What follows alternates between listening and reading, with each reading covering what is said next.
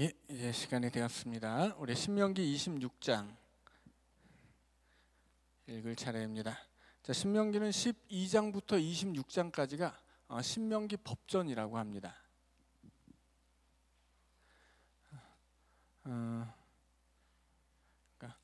신명기 그러니까 여기 이제 12장부터 26장까지는 계속 이제 법에 관한 이야기를 다 가르치고 있는 거죠. 자, 26장의 마지막 법이 어떤 것인지 보겠습니다. 자, 26장 1절입니다. 내 하나님 여호와께서 내게 기업으로 주어 차지하게 하실 땅에 내가 들어가서 거기에 거주할 때 내 하나님 여호와께서 내게 주신 땅에서 그 토지의 모든 소산의 만물을 거둔 후에 그것을 가져다가 광주리에 담고 내 하나님 여호와께서 그의 이름을 두시려고 택하신 곳으로 그것을 가지고 가서 그때의 제사장에게 나아가 그에게 이르기를 내가 오늘 당신의 하나님 여호와께 아뢰나이다. 내가 여호와께서 우리에게 주시겠다고 우리 조상들에게 맹세하신 땅에 이르렀나이다 할 것이요. 자, 지금 이 얘기는 이스라엘 백성들이 가나안 땅에 들어가서 수확했을 때, 농사를 짓고 수확을 했을 때 제일 처음 그 토지에서 얻은 첫 번째 수확물을 얻었을 때 해야 할 일을 가르쳐주고 있습니다. 이제 첫째는 이 수확한 재물을 가지고 하나님께 나아가야 돼요. 그리고 하나님께 나아가서 제사장에게 고백하는 말을 가르쳐 줍니다. 너 수확을 한 다음에 첫 번째 첫 단을 얻으면 이걸 하나님 앞에 가지고 나가서 너는 이렇게 고백을 해야 된다. 가르쳐 주는 거예요. 그게 3절까지의 말씀입니다. 자, 4절은 이제 제사장에게 3절까지 이제 3절에 있는 말씀이 제사장에게 고백하는 이야기라면 4절부터 10절까지는 이 제물을 바치는 사람이 하나님께 고백해야 하는 내용을 또 그대로 가르쳐주고 있어요. 자, 4절부터 읽습니다. 제사장은 내 손에서 그 광주리를 받아서 내 하나님 여호와의 제단 앞에 놓을 것이며 너는 또 내 하나님 여호와 앞에 아뢰기를 내 조상은 방랑하는 아람 사람으로서 애굽에 내려가 거기에서 소수로 거류하였더니 거기에서 크고 강하고 번성한 민족이 되었는데 애굽 사람이 우리를 학대하며 우리를 괴롭히며 우리에게 중노동을 시키므로 우리가 우리 조상의 하나님 여호와께 부르짖었더니 여호와께서 우리의 음성을 들으시고 우리의 고통과 신고와 압제를 보시고 여호와께서 강한 손과 편팔과 큰 위엄과 이적과 기사로 우리를 애굽에서 인도하여 내시고 이곳으로 인도하사 이 땅 곧 젖과 꿀이 흐르는 땅을 주셨나이다. 여호와께서 이제 내가 주께서 내게 주신 토지 소산의 만물을 가져왔나이다 하고 너는 그것을 내 하나님 여호와 앞에 두고 내 하나님 여호와 앞에 경배할 것이며 내 하나님 여호와께서 너와 네 집에 주신 모든 복으로 말미암아 너는 레위인과 너희 가운데 거류하는 객과 함께 즐거워할지니라. 자, 해마다 농사를 지을 때 첫 번째 곡식단을 얻게 되면 해야 할 일이 이런 거예요. 그 첫 번째 곡식단을 하나님 앞에 가지고 나와서 하나님 이 제사장에게 고백하기를 내가 하나님 앞에 이걸 가지고 왔는데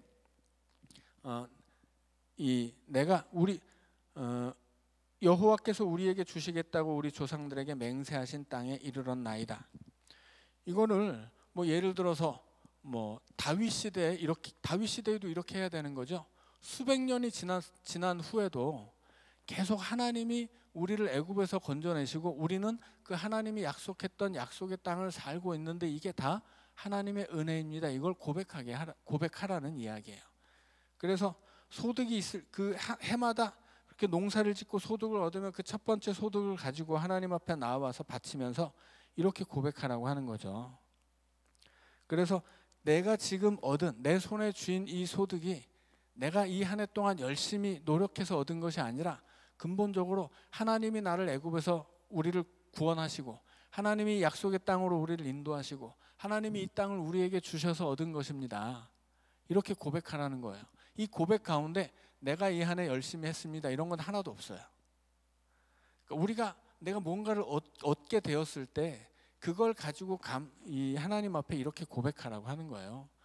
내가 열심히 했어. 내가 계획을 잘 세웠어. 내가 지혜로웠어. 내가 뭘 잘했어. 이런 생각하지 말고 내가 뭔가 얻은 것이 있거든 전적으로 이것은 하나님의 은혜입니다. 이렇게 고백하라고 가르치고 있는 것이고 그것이 내가 가진 것이 하나님의 은혜이기 때문에 이것을 나를 위해서만 쓰지 말고 하나님께 드릴 것이 있고 그리고 또 이웃과 나눌 것이 있다고 가르치고 있죠. 자, 12절입니다. 셋째 해 곧 11조를 드리는 해에 내 모든 소산의 11조 내기를 마친 후에 그것을 레위인과 객과 고아와 과부에게 주어 내 성읍 안에서 먹고 배부르게 하라. 그리할 때에 내 하나님 여호와 앞에 아뢰기를. 자, 다시 한번 하나님께 고백할 내용을 가르쳐주고 있습니다. 내가 성물을 내 집에서 내어 레위인과 객과 고아와 과부에게 주기를 주께서 내게 명령하신 명령대로 하였사오니 내가 주의 명령을 범하지도 아니하였고 잊지도 아니하였나이다. 내가 애곡하는 날에 이 성물을 먹지 아니하였고 부정한 몸으로 이를 떼어두지 아니하였고 죽은 자를 위하여 이를 쓰지 아니하였고 내 하나님 여호와의 말씀을 청종하여 주께서 내게 명령하신 대로 다 행하였사오니 원하건대 주의 거룩한 처소 하늘에서 보시고 주의 백성 이스라엘에게 복을 주시며 우리 조상들에게 맹세하여 우리에게 주신 젖과 꿀이 흐르는 땅에 복을 내리소서 할지니라. 자, 하나님 앞에 복을 구하기 전에 네가 해야 될 것을 하라라고 하는 이야기입니다.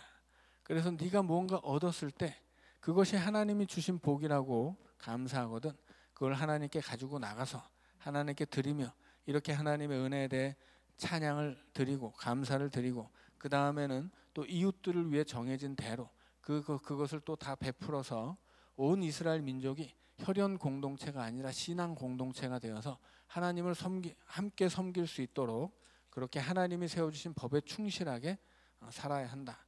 그렇게 네 것을 네 것으로 여기지 않은 다음에 너는 하나님 앞에 우리에게 복을 주세요라고 구할 수 있다라고 가르치는 것입니다. 자, 16. 자, 여기까지가 이제 그 하나님이 이스라엘 백성들에게 가르친 법의 그 규정들입니다. 자, 16절입니다. 오늘 내 하나님 여호와께서 이 규례와 법도를 행하라고 내게 명령하시나니 그런즉 너는 마음을 다하고 뜻을 다하여 지켜 행하라.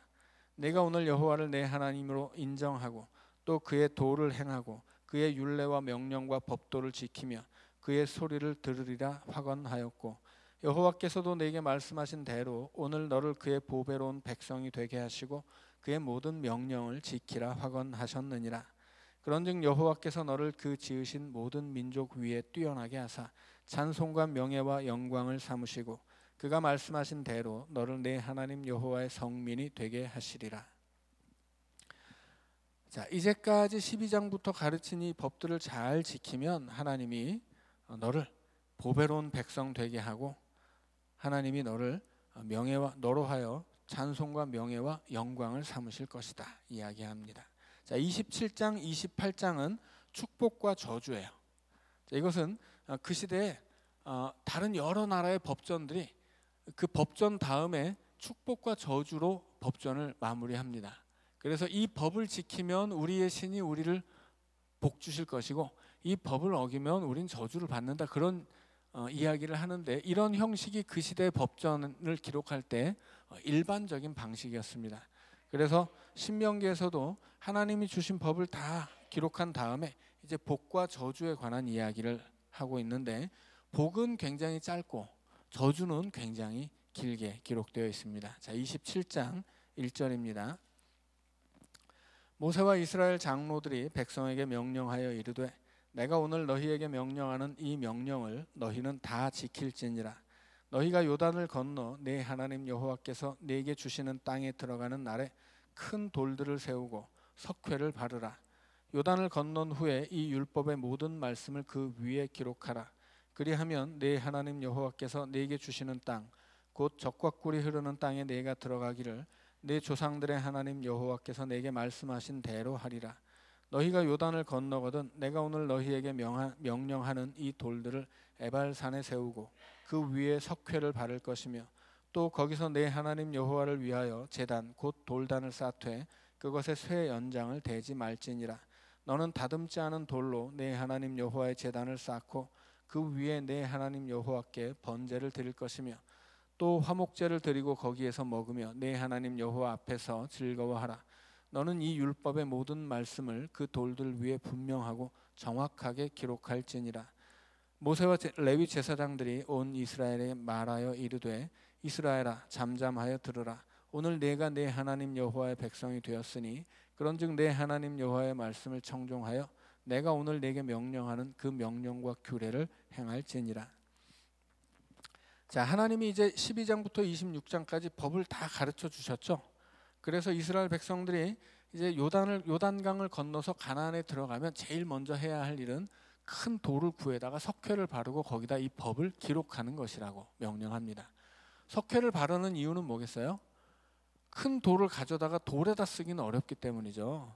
그래서 이 돌을 그 자연석을 가져다 큰 자연석을 가져다 세우고 석회를 바르고 글을 쓰는 것은 이 당시에 이 애굽에서 발명된 방법이라고 합니다. 이것을 이제 이스라엘에서도 배워가지고 그렇게 말하자면 율법 비를 만드는 것이죠. 그래서 큰 돌을 가져다가 석회를 바르라고 하는 것은 거기다 뭘 쓰라는 얘기예요. 자, 대신에 제단을 쌓을 때는 연장을 대지 말라고 하죠. 왜냐하면 연장을 대서 돌을 다듬는 것은 우상을 새기는 것을 연상하게 하기 때문이에요. 그래서 제단을 쌓을 때 뭐 좀 너무 울퉁불퉁해서 다듬을 수도 있는데 그것조차 하지 못하게 하는 이유는 절대로 우상 숭배를 하면 안 된다. 절대로 너희들의 손으로 우상을 새기는 짓을 해서는 안 된다. 이걸 가르치기 위함이에요. 그러니까는 뭐 쇠 연장으로 돌 찍는 것 자체가 뭐 대단히 중요한 것이 아니고 그게 우상을 새기는 일을 떠올리게 하기 때문에 그런 걸 떠올리지도 말라라고 하는 이야기예요.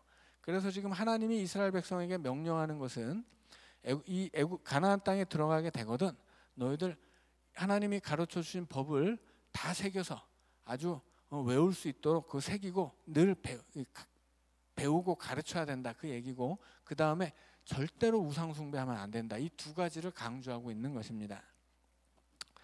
자, 11절입니다. 모세가 그날 백성에게 명령하여 이르되 너희가 요단을 건넌 후에 시므온과 레위와 유다와 이사갈과 요셉과 베냐민은 백성을 축복하기 위하여 그리심산에 서고. 자, 그리심산은 축복의 산이에요. 13절입니다. 루벤과 갓과 아셀과 스불론과 단과 납달리는 저주하기 위하여 에발산에 서고. 에발산은 저주의 산입니다. 레위 사람은 큰 소리로 이스라엘 모든 사람에게 말하여 이르기를 장색의 손으로 조각하였거나 부어 만든 우상은 여호와께 가증하니 그것을 만들어 은밀히 세우는 자는 저주를 받을 것이라 할 것이요 모든 백성은 응답하여 말하되 아멘 할지니라. 자, 이것은 이제 이스라엘 백성들이 가나안 땅에 들어가거든 하나님이 세겜으로 가서 에발산과 그리심 사이 산에 나눠서라고 이야기하는 거예요. 세겜이라는 지역에 에발산과 그리심산이 있는데 사실은 좀 몇 킬로 떨어져 있어요. 그러니까 이스라엘 백성들이 이 에발산 꼭대기나 뭐 그리심산 꼭대기에 올라가라는 이야기가 아니죠. 이쪽으로 서라는 거예요. 그리고 이 사이에 레위 지파가 서는 거죠. 그래서 한쪽에서는 축복의 말씀을 선언하고 레위 지파가 축복의 말씀을 선언하면 그리심산에 있는 6지파가 그 축복의 말씀을 따라서 하는 거예요. 그러면 이 반대쪽에서 반대쪽 산에 서 있는 6지파가 있잖아요. 그들은 아멘으로 응답하는 거예요. 아멘은 무슨 뜻이에요? 맞습니다. 동의합니다. 그 말씀대로 내가 살겠습니다. 이런 거죠. 오늘 우리가 뭐 설교를 듣다가도 아멘하는 이유와 똑같아요. 하나님의 말씀이 선포되면 아멘으로 받으라고 하는 거예요. 자, 그런데 그래서 여호수아서로 가면 이 베델에서 전쟁을 끝내고 바로 북쪽으로 이동을 합니다. 그래서 세겜으로 와서 그리심산과 이 에발산 사이에 서서 하나님이 모세를 통해 명령했던 대로 이것을 율법을 외치는 거예요. 전쟁하다 말고. 이게 전쟁보다 더 중요한 거죠.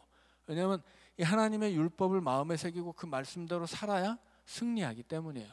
뭐 전술을 더 잘 짜고 무기를 가다듬고 이런 거 다 필요 없어요. 이 전쟁은 하나님의 전쟁이고 하나님이 주시는 승리이기 때문에 하나님을 향해 자신들의 믿음을 세우는 것이 그 전쟁에 승리하는 방법이었습니다.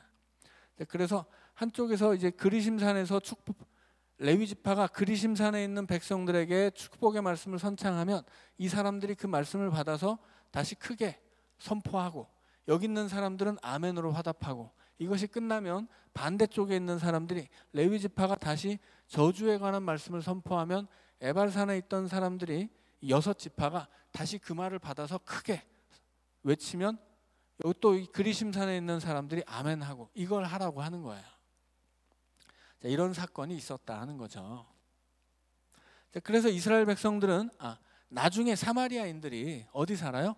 그리심산에 살아요. 왜 그리심산에 살겠어요? 이 그리심산에서 하나님의 축복이 선언되었기 때문이에요.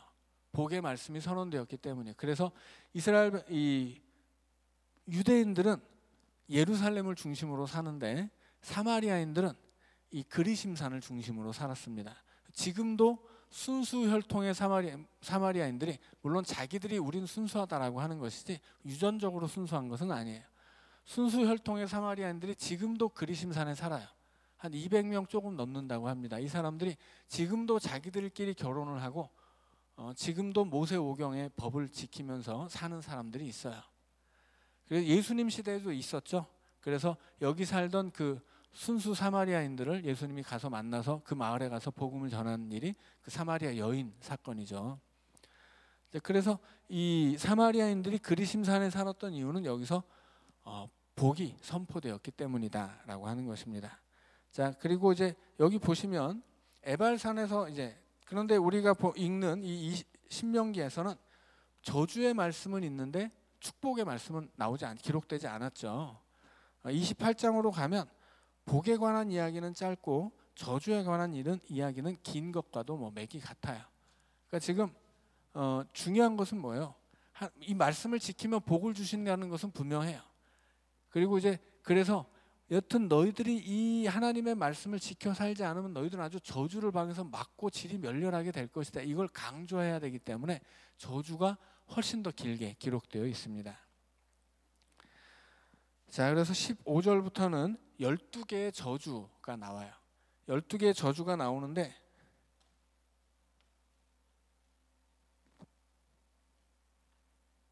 제일 처음에는 이제 우상 이야기가 나오고요. 자, 그 다음에는 사회적인 법들이에요. 그 다음에 성적인 법들, 성적인 범죄, 사회적 범죄, 성적인 범죄. 그 다음에 다시 사회적인 범죄가 나오고 그 다음에 하나님이 지금 가르쳐준 이 말씀을 순종해야 한다 이렇게 이야기합니다. 그래서 전체적으로 이런 구조를 가지고 있어서 가장 중요하게 강조되고 있는 것은 성적인 범죄예요. 자, 그래서 그러나 이것이 어떤 그 성적인 윤리를 강조하는 것은 아니라고 말씀드렸죠. 두 가지 의미가 같이 있는 거예요. 이스라엘 안에서 항상 간음이라고 하는 것은 우상 숭배하는 행위와 동일시 되었기 때문에 하나님이 이런 음란한 것들을 규제하는 법, 음란한 죄를 저지르지 않아야 한다는 것을 강조하는 의미도 있지만 이것은 동시에 우상을 섬기지 않아야 한다는 이야기도 된다라고 말씀을 드렸죠. 그래서 이런 이야기들을 통해서 이것을 단순히 성적인 이야기로 범죄에 관한 이야기로만 봐서는 안 된다 하는 것입니다. 자, 16절입니다. 그의 부모를 경홀히 여기는 자는 저주를 받을 것이라 할 것이요 모든 백성은 아멘 할지니라. 그의 이웃의 경계표를 옮기는 자는 저주를 받을 것이라 할 것이요 모든 백성은 아멘 할지니라. 맹인에게 길을 잃게 하는 자는 저주를 받을 것이라 할 것이요 모든 백성은 아멘 할지니라. 객이나 고아나 과부의 송사를 억울하게 하는 자는 저주를 받을 것이라 할 것이요 모든 백성은 아멘 할지니라. 그의 아버지의 아내와 동침하는 자는 그의 아버지의 하체를 드러냈으니 저주를 받을 것이라 할 것이요 모든 백성은 아멘 할지니라. 짐승과 교합하는 모든 자는 저주를 받을 것이라 할 것이요 모든 백성은 아멘 할지니라. 그의 자매 곧 그의 아버지의 딸이나 어머니의 딸과 동침하는 자는 저주를 받을 것이라 할 것이요 모든 백성은 아멘 할지니라. 장모와 동침하는 자는 저주를 받을 것이라 할 것이요 모든 백성은 아멘 할지니라. 그의 이웃을 암살하는 자는 저주를 받을 것이라 할 것이요 모든 백성은 아멘 할지니라. 무죄한 자를 죽이려고 뇌물을 받는 자는 저주를 받을 것이라 할 것이요 모든 백성은 아멘 할지니라. 이 율법의 말씀을 실행하지 아니하는 자는 저주를 받을 것이라 할 것이요 모든 백성은 아멘 할지니라. 자, 24절에서 이웃을 암살하는 자라는 말이 있는데 이것은 직역하면 은밀히 때리는 자예요. 그래서 이웃을 몰래 죽이는 사람들, 몰래 죽인다라고 하는 것은 비밀스럽게죠. 남들 모르게. 그래서 남들 모르게 죽이면 아무도 모르니까 내가 잘 살 수 있을 것 같지만 그렇게 하는 자는 저주를 받는다 하는 거죠. 자, 그리고 15절을 보면 자, 우상 숭배에 관한 이야기가 나오는데 장색의 손으로 조각하였거나 부어 만든 우상은 여호와께 가증하니 그것을 만들어 은밀히 세우는 자라고 합니다. 자, 우상을 대놓고 세우지는 않는다라고 하는 거죠. 은밀히 세우는 거예요. 그러니까 우상이라고 하는 것은 뭐 이 시대든 오늘 우리의 시대든 은밀한 것이죠. 우리 마음 속에서 은밀하게 돈을 하나님보다 더 사랑하고 세상의 성공을 쾌락을 하나님보다 더 기뻐하고 이런 우상들이 아주 은밀하게 있다라는 이야기예요. 자, 28장입니다. 자, 먼저는 순종하여 받는 복이 나오는데 처음에는 복의 내용이 나오고 그 다음에는 복의 약속이 있습니다. 그래서 3절부터 6절까지는 복의 내용이고 7절부터 13절까지는 복의 약속이에요.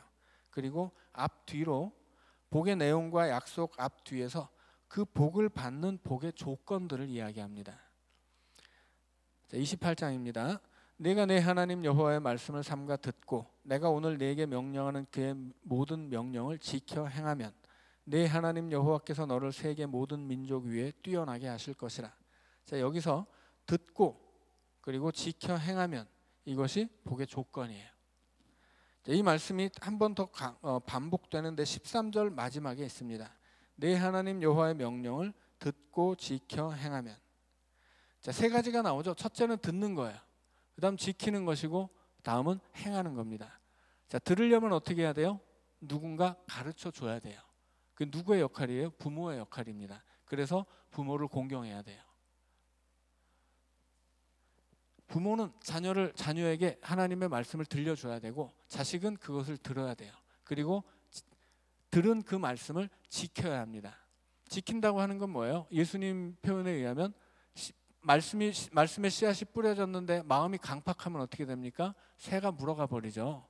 마귀가 그 천국 복음을 먹어버리는 것이라고 설명해 주셨어요. 그래서 하나님의 말씀이 들릴 때 그 말씀을 지키는 건 뭐예요? 잊지 않는 거죠. 잊어버리는 게 지키지 못하는 것이고 빼앗기는 거예요. 왜 지키지 못해요? 마음이 강팍하니까. 마음이 강팍해서 하나님 말씀을 듣고도 그냥 무시하고 하나님 말씀 들려도 그냥 잊어버려요. 그러면 어떻게 돼요? 그 말씀을 지키지 못하는 거죠. 자, 말씀을 들었으면 지켜야 돼요. 그리고 지키는 이유는 뭐예요? 지킬 때의 목표는 행하는 거죠. 우리가 하나님 말씀을 들어야 되고 지켜야 되고 행해야 합니다. 들으려면 어떻게 돼요? 이제는 여러분의 부모님이 말씀을 들려주기는 어려우시죠? 교회에 나와야 돼요. 교회에 나와서 들어야 돼요. 일주일에 한 번으로는 좀 부족하니까 수요일에도 나오고 금요일에도 나오고 새벽마다 나오기도 하고 또 나 혼자 말씀을 읽기도 하죠. 여튼 하나님의 말씀을 들어야 돼요. 그리고 그 다음에는 지켜야 되죠. 그리고 행해야 됩니다. 이러면 하나님이 복을 주신다 하는 거예요.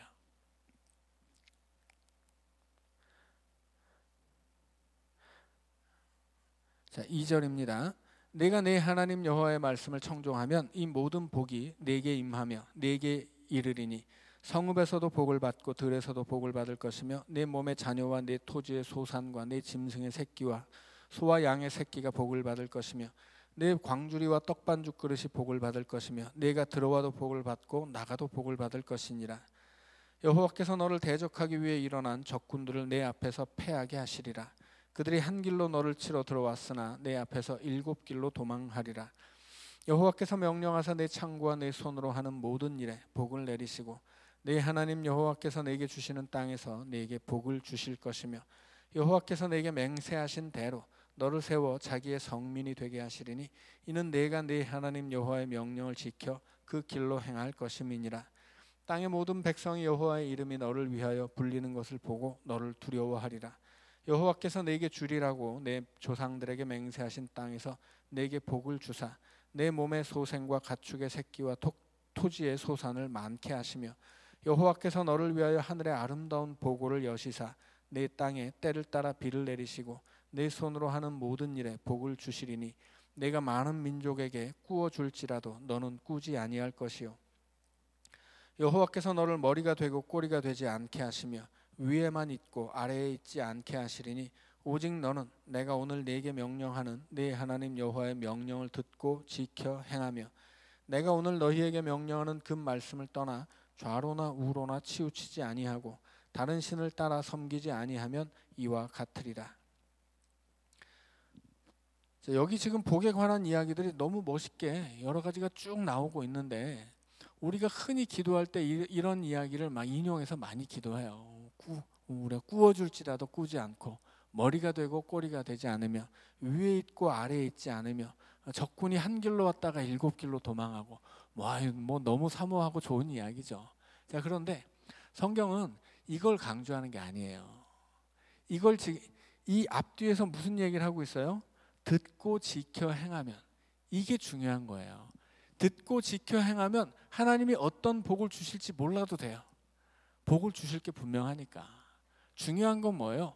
듣고 지켜 행하는 것입니다. 그래서 우리가 기도할 때 듣고 지켜 행하게 해달라고 기도하지 않고서 그저 주실 복만을 위해서 기도하는 것은 허무한 일이에요.